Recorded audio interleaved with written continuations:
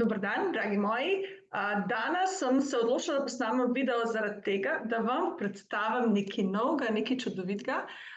To so kartice vrednot, ki sem jih oblikovala zato, da malo razmislimo, katere so zares naše vrednote in ali to lahko mi potrdimo tudi z našim vedenjem. Ker marsikdo, ko ga vprašam, katere so pa tvoje vrednote, mi znaš reči to, pa to, pa to, pa to. Super, ampak a res tako živiš? In to se marsikdo sprašuje in dejansko mi dostikrat reče, ja, okej, kaj pa jaz živim?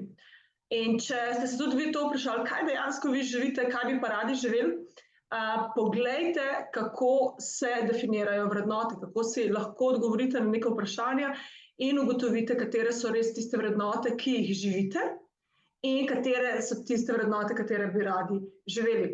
Torej, imam tukaj škatlico vrednot, v kateri, da vam pokažem, je, koliko mislite, da obstaja vrednot. Znamo našteti zdravje, pa znamo našteti družino, mogoče karierni uspeh, pa naj jih pa že zmanjka, mogoče še kdo pride do strpnosti, do ekologije.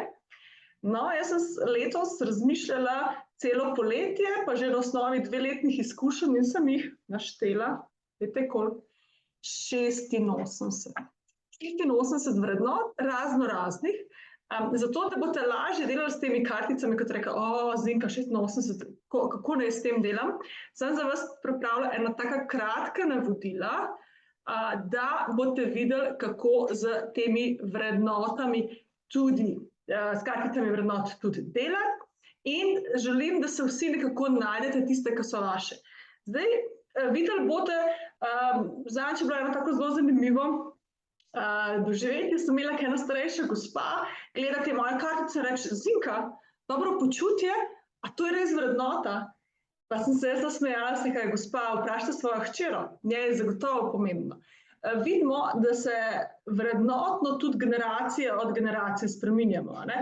Če pa tej starejši gospe bi rekla, glejte, tradicija je vrednota, bi rekla, prav zagotovo, zvestoba je vrednota, zagotovo, ne? Torej, mi se tudi skozi generacije in generacije spreminjamo, tudi naše vrednote oziroma vrednote družbe se spreminjajo. Zaradi tega, ker zelo veliko delam tudi v delovnih okoljih, sem razmišljala v smislu, da bi vam lahko dala tudi eno mogoče malo bolj nevtralno verzijo škatlice, to je pa takale, ki nakazuje nek balans in kdor bi pa želel recimo kot organizacijo, da kupite vrednote in jih potem podarite svojim zaposlenim ali pa svojim poslovnim partnerjem, pa se lahko odločite za to bolj nevtralno verzijo, seveda tudi ostali drugače pa imamo takole škatlico. Tako da, če vas še kaj zanima, napišite mi v komentarje, pa vam z veseljem odgovorim. Toliko pa, evo, zdaj za vas kratka predstavitev mojih kartic.